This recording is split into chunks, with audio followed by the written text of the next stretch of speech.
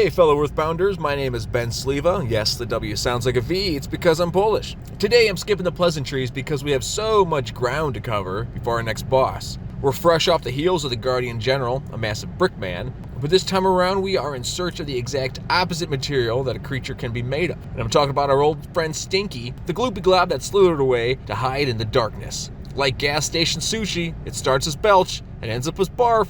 If you haven't guessed it by now, I'm talking about our old pal, Master Barf. And yes, the opposite of brick is barf. Duh. Last time I left you in the middle of a pyramid, scared and confused. The button inside the room following the Guardian General activated the drop hole in the center of the pyramid. So head back to that spot and jump down. It's here you'll find the Hawkeye, a marvelous piece of equipment that'll help you see in our next destination. Follow the remaining path of the pyramid until you reach the other side. There's still a bit of a hike and several enemies blocking your path, so stay sharp.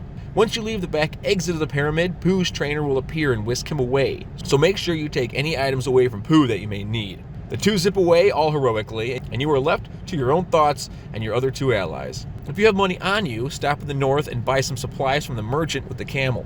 Circle the water puddle and talk to the native there. He will give you a key to the tower. From there, head northwest to meet the hands-down, undisputed best character in the entire game, Dungeon Man. I'll save my fanboying for another video, but he fights like a champ when you use him, he hides away amazing real-life Easter eggs, and he's an all-around dude. Again, we have so much ground to cover that I don't want to swoon too long over one place. Inside, you'll be greeted by the Dungeon Man's, dungeon. To the left, you'll find a doctor's office to help with dead allies. A bench will help you heal your party with a good rest, and a telephone and an ATM for your outer world's needs. Get all healed and get ready for a bit of walking. The good thing to note is there aren't really tricky enemies inside. They consist of present enemies from your past, and the trickiest ones being the ones you encountered in the department store earlier. They have the same power level as they did back in Foresight, so it shouldn't be that big of a problem. Our pal Dungeon Man consists of 4 levels. There are a couple presents worth diverging from that path that I'll cover, but I won't be visiting them all. Also, one of the best parts of Dungeon Man is the little placards that are lined about. Read as many as you can, they are all worth it. From the main fork, head right, take the first incline, follow it to the left until it ends for a couple of life noodles.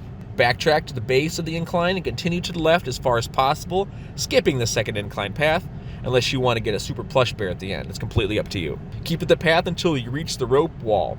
Choose the third rope from the left, the rest are just dead ends. From the proper rope, known as hole C, follow the path, hugging the right wall all the way until the dead ends at the bottom of the screen. Follow it to the left, and up at the first chance, you'll see a rope ladder. Take it. Straight ahead, you'll see another rope ladder. Take that.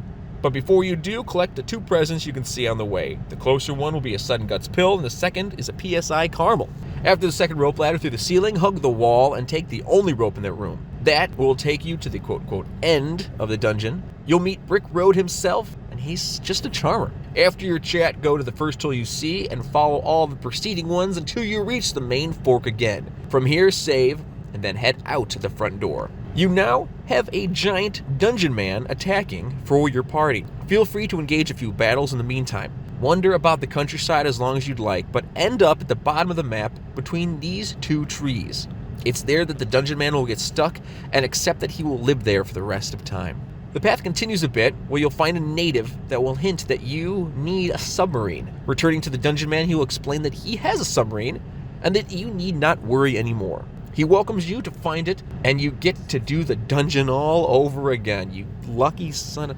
Seriously, if you want to rewind to the part of the video that helps you get back to the face wall where Brickman is, rewind. If not, then test your fate by going through on your own. Once you talk to our buddy again, he'll open up a second exit hole, lulz, you should now take. Follow the series of holes until you end up at this platform. Now follow the path, grabbing the talisman ribbon on the way and continuing to the end of the line among a pile of old vehicles and machines in the corner. Check the submarine and it will prompt Jeff in fixing it. You're now in a cutscene inside the submarine, heading out of Scaraba towards the destination of our boss. Don't worry, we still have a hike to reach him, but make sure you salute Dungeon Man as you drift away. Once back on terra firma, you'll find a weird-looking bird. That's your phone for saving and calling Escargo Express if you need them. Head to the right and up to the green grass. This is your downtown area. You can find a doctor, a hotel, an arms dealer, and a general store. If you need an ATM, you'll travel south a bit until you find an air pipe bobbing in the water. Stock up as needed and talk to the area people. Once you've upgraded, rested, and purchased some multi-bottle rockets, you're ready to head into the deep darkness. Travel until you reach the blacked-out place. Once you're surrounded by dark, use the Hawkeye and you'll be able to see fully. Now, I've spent a good amount of time outlining directions through maps and whatnot. Deep Darkness is no exception, but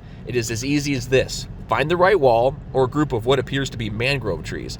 Here's a side note. I just came back from riding in an airboat from the Everglades with my family a couple weeks ago, and I've never connected this place looking exactly like trails we went there. I'll show you a video. This is what it looks like. Doesn't it look like Deep Darkness? I've never made that connection. Anyway, find the right side and trace it all the way until the boss. Here's a little example of what that means. It'll trim off some accidental traveling and running into enemies since you move pretty slow now. There are a slew of enemies that you'll find in this area. An absolute slew. Let's get an enemy roll call. We have a big pile of puke. Try not to breathe near this vomitrocious being. Its status-altering ailments add difficulty to the battle. Next, we have the demonic petunia. This plant proves that the Little Shop of Horrors orders its fauna from the Deep Darkness. Next is an even slimier little pile. Looks like someone tried to eat too much eggplant. It'll make you cry and call for help, so watch it. Next, a hard crocodile. This hard-hitting reptile has a soft size. A lucky victory will yield a super plush bear. Next is an hostile elder oak. Some old folks are just mean. Save him for last because, you guessed it, he explodes. Following him is the manly fish. He's not really that manly. He just keeps poking at you with his spear. He should be no trouble. And Manly Fish's brother, the aquatic foe, has the power to bring back the dead. And you can too, with the rare horn of life he drops.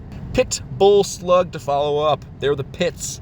They like to travel in packs, but they're so easy. This just means free experience. And finally, we have the Zap Eel. Shockingly enough, it attacks with bolts of lightning, but the Franklin badge could help you get a one-up on that. That's been the enemy segment. Along the way, you'll find a couple of life noodles and a rock candy, which can be used to speed up the rock candy glitch now that you will have 2 of them, or possibly 3 maybe. After the last rock candy, you're only mere feet from this video's boss. Of all things to find in all places throughout the game, this is the first one that makes the most sense. It's just a slimy blob of barf squished between a narrow passage of scummy water. Grab your 2 friends' hands and march proudly up to Master Barf and get ready to mop him up once and for all. The Master of Regurgitation has returned for a second battle. Master Belch has more hit points, so he'll be tougher than ever, says the player's guide. He starts off by saying these actual lines: "Ground to death in puke," followed by, "Don't you think that was an incredibly masculine taunt to throw at you?"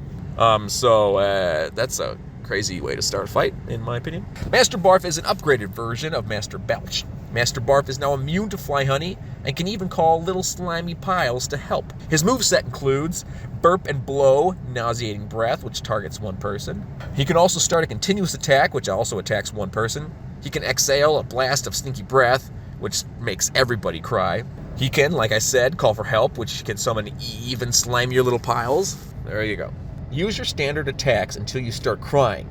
Once you start crying, use PSI Rockin', PSI Fire, and whatever bottle rockets or bazookas you have. Wait until after the battle to heal nausea, and keep your HP above 110 if possible. After he suffers enough damage, Pooh returns from his training with the Star Master, and kills Barf with his newly learned PSI Starstorm ability. I like to picture that this move makes Barf explode so amazingly that it obliterates him forever. He won't be able to run away this time, mostly because he's just specks of matter.